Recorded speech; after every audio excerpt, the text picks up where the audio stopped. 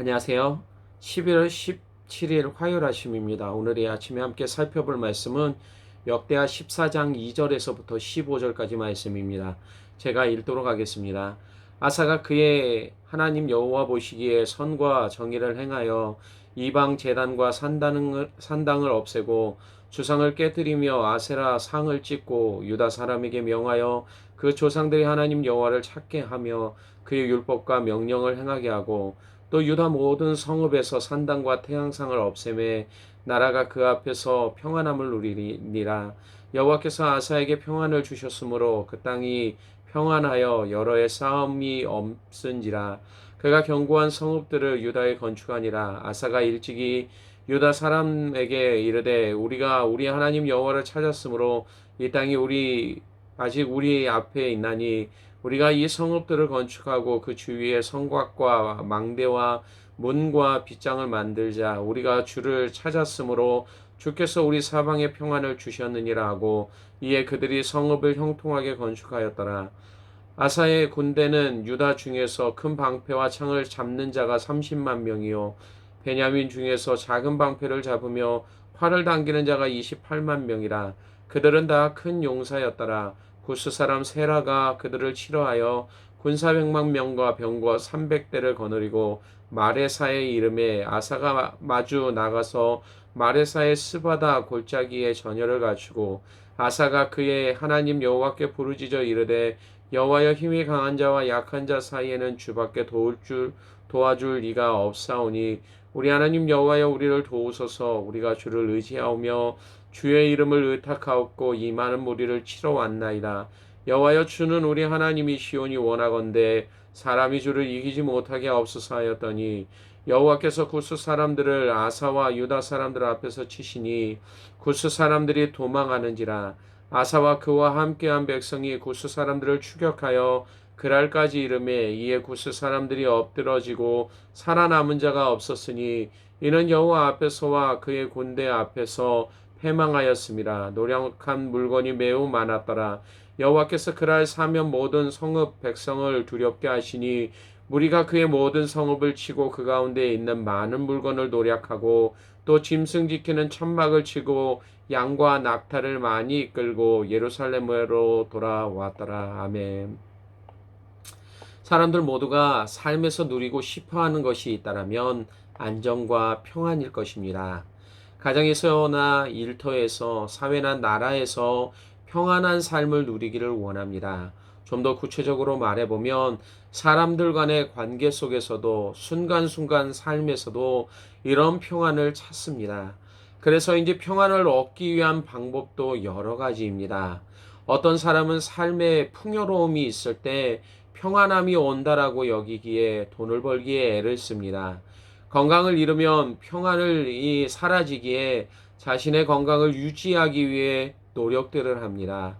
자신이 좋아하는 취미 생활을 할 때 마음의 안정감을 찾고 평안을 누릴 수 있다라고 말하는 사람들도 있습니다.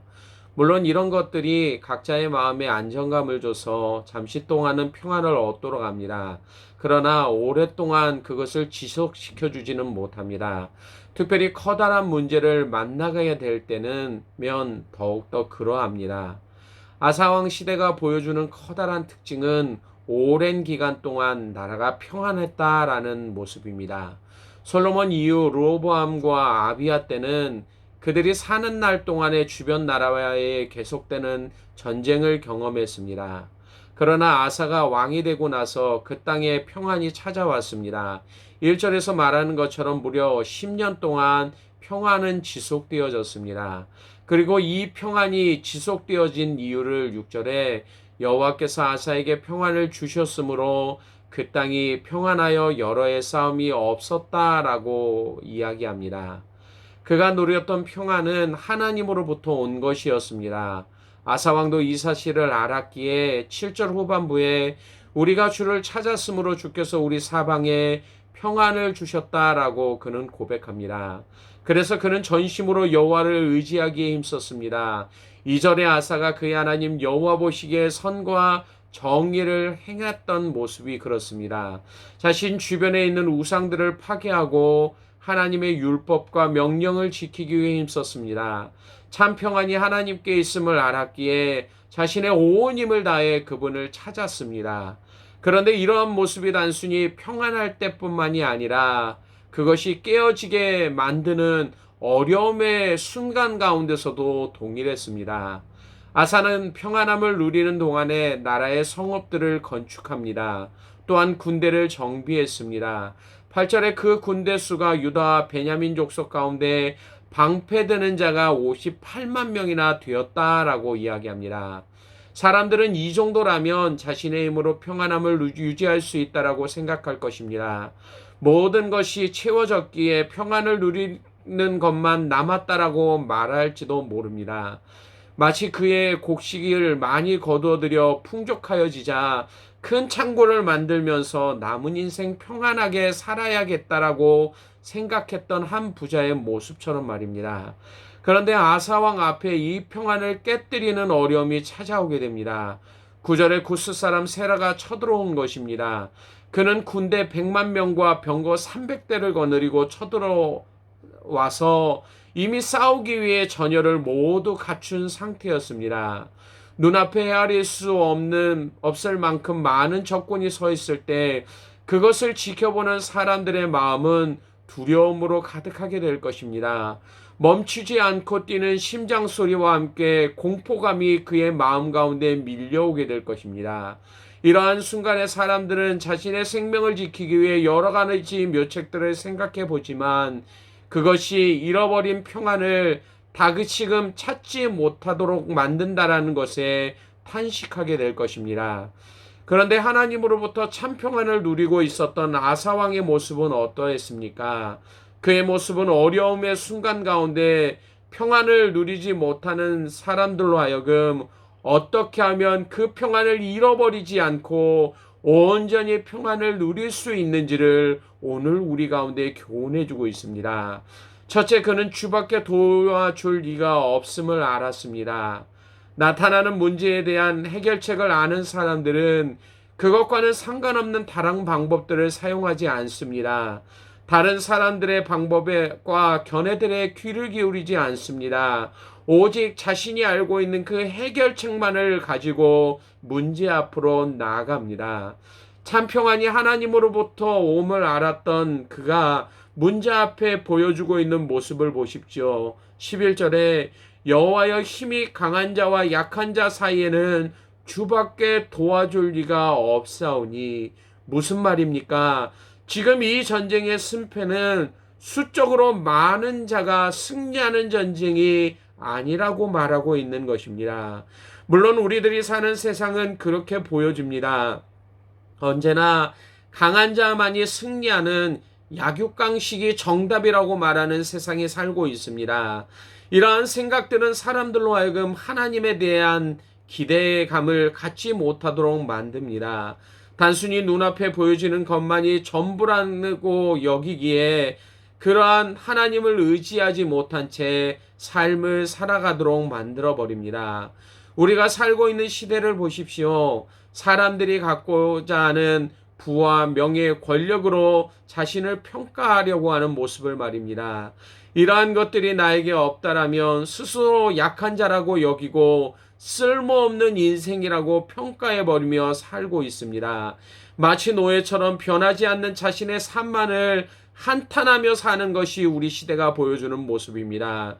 이것이 지금 우리들의 모습이고 현대인들에게 나타나고 있는 특징적인 모습이기도 합니다. 그러나 아사왕은 불가능하고 부정적으로 보여지는 그 순간에도 포기하지 않고 있습니다. 오히려 하나님을 더욱더 의지합니다. 이것이 하나님으로부터 참 평안을 누려왔던 아사왕이 보여주고 있는 모습이었습니다. 전쟁의 승패가 강하고 약함에 있는 것이 아닌 오직 하나님께 있음을 알았기에 그는 하나님 앞에 온 마음을 드리고 있는 그러한 모습을 보여주고 있는 것입니다. 둘째로 그는 주의 이름을 의탁하고 전진해 나아갑니다. 참 평안을 주시는 하나님은 때로는 두려워하는 그 순간에 일어나 앞으로 나아가라고 하실 때가 있습니다.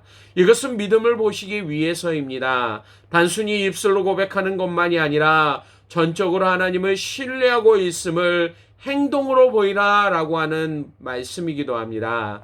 아브라함에게 이 모습을 볼 수 있습니다. 아기를 가질 수 없는 그가 백세 아들 이삭을 얻을 때 그는 하나님은 전능하신 분이심을 고백했습니다. 그런 그에게 이삭을 제물로 바치라고 하나님은 말씀하십니다. 이것은 실제로 너의 믿음이 온전한지를 보이라 라고 하는 말씀이기도 합니다. 우리의 믿음은 어떻습니까? 우리도 날마다 하나님을 신뢰한다라고 말합니다. 언제나 자신의 백성을 돌보시는 분이시라라고 고백합니다. 그러나 어려움이 닥치는 순간 우리에게서 지금까지의 고백과 같은 믿음을 찾아보기가 어렵습니다. 오히려 상황으로 인해 분주해지고 평안을 잃어버리는 삶이 되어집니다. 그러면서 이렇게 하시는 하나님께 불평하며 불만을 표시하고 결국에는 그분의 뜻 대신 우리들의 생각을 쫓아가고 있는 것, 이것이 우리들이 보여주고 있는 삶의 모습일 것입니다. 그런데 이렇게 행동하는 이유는 삶 속에서 하나님을 통한 참 평안을 경험해 보지 못했기 때문입니다. 그러나 이러한 상황에서 아사왕의 고백을 들어보십시오. 11절에 우리 하나님 여호와여 우리를 도우소서, 우리가 주를 의지하오며 주의 이름을 의탁하옵고 이 많은 무리를 치러 왔나이다. 여호와여 주는 우리 하나님이시오니 원하건대 사람이 주를 이기지 못하게 하옵소서. 많은 군사가 전쟁을 위해 전열을 갖추었습니다. 그 모습을 바라보면서 아사는 얼마나 두려웠겠습니까? 보나마나 패할 것이라는 생각, 싸우기 위해 나온 모든 사람들의 생각이었을 것입니다. 하지만 아사 왕은 주의 이름을 의탁하고 이 많은 무리를 치기 위해 나왔다라고 외칩니다. 이것이 평안이 하나님으로부터 오는 것임을 알고 그 안에서 참 평안을 누렸던 그러한 삶을 경험했던 자만이 고백할 수 있는 삶의 모습인 것입니다. 셋째, 하나님이 평안을 깨는 모든 요소들을 깨뜨리심을 그가 보게 됩니다. 하나님을 의지했던 아사왕 앞에 놀라운 일이 벌어집니다. 불가능할 것만 같았던 일들이 벌어집니다. 그 많고 강대해 보였던 구스 사람들이 유다 사람들 앞에서 도망치기 시작한 것이었습니다. 12절에 여호와께서 구스 사람들을 아사와 유다 사람들 앞에서 치심으로 나타난 결과였습니다. 또한 13절에 아사와 그와 함께한 백성이 구스 사람들을 추격하여 그날까지 이르매 이에 구스 사람들이 엎드러지고 살아남은 자가 없었으니 이는 여호와 앞에서와 그의 군대 앞에서 패망하였음이라.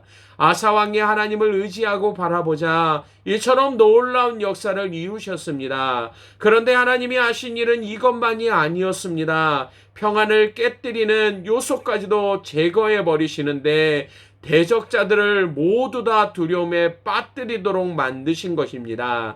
14절에 여호와께서 그날 사면 모든 성읍 백성을 두렵게 하시니 결국 또다시 아사왕 앞에는 평안이 찾아오게 된 것입니다. 참 평안을 주시는 하나님을 온전히 의지함으로 그가 만나게 된 결과였습니다.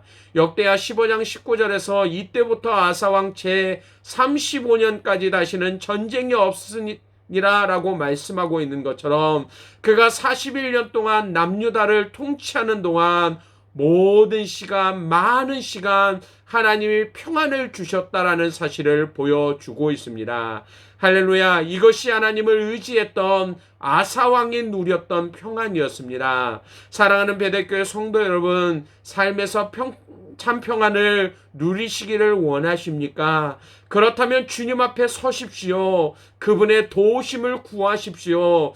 그분의 주인 되심을 인정하십시오. 그런 자만이 반드시 인생 가운데 참 평안을 누리게 될 수 있습니다. 날마다 그분이 주시는 평안으로 안식을 누리는 저와 여러분의 삶이 되어지기를 원합니다. 오늘도 이러한 삶이 우리 삶 가운데 넘쳐남을 경험하는 복된 시간들이 되시기를 주님의 이름으로 간절히 축원합니다. 기도하겠습니다. 아버지 하나님, 오늘도 우리에게 주신 말씀처럼 아사가 그의 인생 가운데 참된 평안을 누릴 수 있었던 그 이유가 하나님께 있었음을 깨닫았던 것처럼 오늘도 우리의 삶 속에 이러한 깨달음을 허락하여 주심을 감사합니다. 아버지 하나님, 이러한 깨달음을 우리의 마음 가운데 새기게 하시고 어떤 어려움과 삶의 문제가 생길 때마다 하나님만을 의지하며 믿음으로 전진해 나가며 나의 삶의 모든 평안을 깨뜨리는 문제들을 제거하시는 하나님만을 바라볼 수 있는 삶이 되어지게 하여 주시길 원합니다. 오늘도 주 안에서 이 평안을 누리게 하시고 우리의 마음이 온전히 하나님께 영광을 돌릴 수 있는 복된 삶을 살아갈 수 있도록 인도하여 주시길 원하며 예수님 이름으로 기도드리옵나이다. 아멘.